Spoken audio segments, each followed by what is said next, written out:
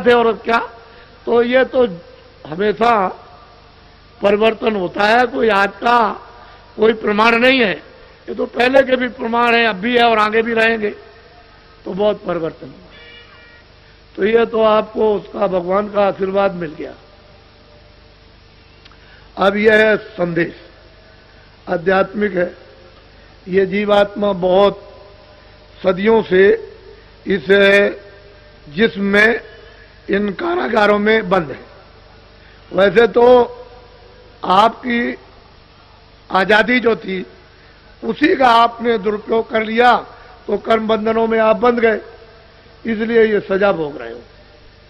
ये पशु पक्षी चार ही खाने हैं, अंडज, पिंजर, उगमज और अस्तावर। जो अंडे से पैदा होते हैं वो सब अंडज, जो भी अंडे से पैदा हो उसको अंडज खान कहते हैं। जो पिंड से पैदा हो, जेल से, वो सब पिंडज कहते हैं। उगमज कहते हैं जो जमीन से निकल आए, जीव जंतु आदि जब निकल आते उसको उगमज खान कहते हैं। और अस्तावर कहते हैं वृक्ष आदि जो पृथ्वी पर खड़े हुए।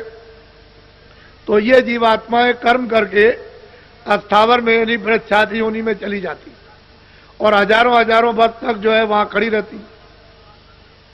ऐसी जगह पर उनको जन्म दे दिया जाता है। जैसे नाखून है तो इनको आप काट दीजिए, यानी पके हुए नाखून, तो कोई तकलीफ नहीं। ऐसे डाल काटिए, ये काटिए, ऐसे काटिए, तो जीवात्मा को कोई भी उस पर तकलीफ नहीं, कोई आभास नहीं उस तकलीफ का। नाखून काटिए, बाल काटिए, मूछे काट दीजिए, दाढ़ी रोज बनाते हो तो आपको कोई तकलीफ नहीं। लेकिन चमड़ी काटो तो फौरन चिल्ला पड़ोगे, कच्चा नाखून काटो चिल्ला पड़ोगे। तो कुदरत ने ऐसी चीजें बना करके आपको दी हैं कि जीवात्मा को जहां जरूरत है वही तकलीफ और एहसास होता। तो वो योनि है 4 खाने 84। अब नस्लें हैं, 84 लक्ष नस्लें हैं। पिंडज खान में कई नस्ल के पंछी, कई नस्ल के जीव जंतु, कई नस्ल के सांप, कई नस्ल के पंछी, कई नस्ल के कीड़े हैं, कई नस्ल के जानवर हैं। ये सब छोटे बड़े जानवर। तो ये अलग अलग कई नस्ल के पेड़ हैं, कई नस्ल के उपजीव हैं। तो उसमें 84 लक्ष्य, ये 4 खाने। तो इसमें जीवात्मा बेचारी बंद, अपने कर्मानुसार सजा दे दी गई, भोग रही। आपको कोई अधिकार नहीं है कि भगवान ने उसको सजा दी है तो आप उस पर जुल्म करो। तो किसी जीव जंतु को आप अपनी समझ से उसको काटो मत। पशु हो, पंछी हो, कोई भी हो, आपको काटने का जिसको जिसने बनाया वही उसका जिम्मेदार है। वो बना भी सकता है, बिगाड़ भी सकता है। तो बनाएगा और बिगाड़ेगा। आपको अधिकार नहीं है। क्यों कि आपको बिगाड़ करके फिर उसमें भेज देगा, सजा दे दे, तो फिर कितनी पीड़ा, कितना दर्द होगा। और नरक है अलग, वो दिव्य नेत्र ज्ञान चक्षु से देखने को मिलते हैं। लाखों लाखों मीलों की लगियां होती हैं, यानी बांस जैसी लगियां। तो उन पर बड़े बड़े नुकीले ऐसे खोज करके और ऐसे जलाते रहते हैं और वो तड़पते रहते हैं उसको करोड़ों करोड़ों वर्षों तक। 1 2 नहीं, कितने जलाने वाले लगे हुए, वो जलाते रहते हो, चिल्लाते हो, वहां कोई नहीं जाता, कोई है ही नहीं। कौन सुनेगा उनकी तकलीफ को। तो जो किया है तो भुगतरे जिया, और तूने गुरु पूरा ढूंढ न किया। अगर गुरु को पूरा ढूंढता तो इस जिल्लत से, मुसीबत से, इस आफत से और इस पीड़ा से बच जाता। तूने तो किया नहीं, तो इसमें लगा रहा। तो और एक नरक नहीं, अनेक नरक। जलाने वाले अलग, दूसरे नाम के सड़ाने वाले अलग, तीसरे नाम के काटने वाले अलग। ये अलग अलग हैं, ये अनेकों नरक। उसने इनकी सजाओं के लिए सब स्थान बना रखे और वहां उनको डाल देता। रोते चीखते चिल्लाते कौन से।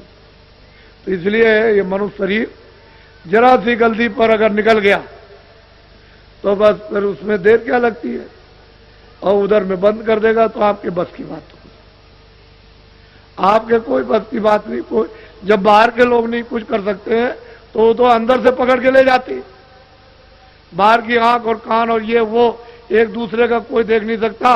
अंदरी से अंदर ले आए, अंदर से निकालेंगे और उधर निकाल करके उसमें अंदरी से डाल दिया, उस शरीर में बंद कर दिया बस। तो ये अवगत यानी अधोगत, ये जीव को बेचारे को मानव शरीर पा करके फिर मिल गई, और मनुष्य शरीर जो आपको मिला वो अमोलक। तो मनुष्य रूपी ये दोनों आंखों के मध्य भाग में जीवात्मा ऊंचे शिखर पर बैठी है। तो आशा कहां बासा, जल की आशा वाले जल में बासा। भाई आशा के मुताबिक तो बासा होगा, तो जल पृथ्वी की आशा वाले पृथ्वी में बासा। जो जहां आशा बांधेगा इस जड़ में, वही तो उसको जन्म होगा। आपने देखा होगा पत्थर की चट्टान है और उसके अंदर एक कीड़ा, एक लंबा सा 1 फुट का 6 इंची का सामने दिखाई देता है बिल्कुल, और वो जिंदा है। अपने मतलब है कि पैरों को भी चलाता दिखाई देता है, और मतलब ये बैठा हुआ है, अपना मुंह भी उठाता है। लेकिन आपने कभी ये सोचा है कि इसको हवा पानी खाना कहां से मिलता? उसकी आशा इतनी तीव्र जड़ में कि देखिए उसको जड़ में जन्म दे दिया, और उस पत्थर के अंदर उसकी परवरिश हो रही है। तो कहते हैं अजगर करे न चाकरी, पंछी करे न काम, दास मलूका कह गए सबके दाता राम। तो आप अपने वो विश्वास क्यों नहीं करते हो कि जो उसने प्रारब्ध हमारे लिए बना वो तो हमको सब मिलेगा, अब कुछ कर्म कर लो, कुछ भगवान का भजन कर लो। तुम इसके लिए रात और दिन लगे पड़े हुए हो, न तुम समझते हो अच्छा न बुरा, इसमें लगे हो। तो ये कुकर्म जो हो रहा, तो फिर मनुष्य शरीर मिलेगा। तो ये जहां आशा था आप समझते नहीं हो, आपको मालूम ही नहीं। लेकिन ये जीवात्मा जो दोनों आंखों के बीच बैठी हुई है, और अंधकार में अगर तो यहां जगा लो, इसकी आंख खोल लो, कान खोल लो, तो इसमें चेतनता ना आ जाए वापिस।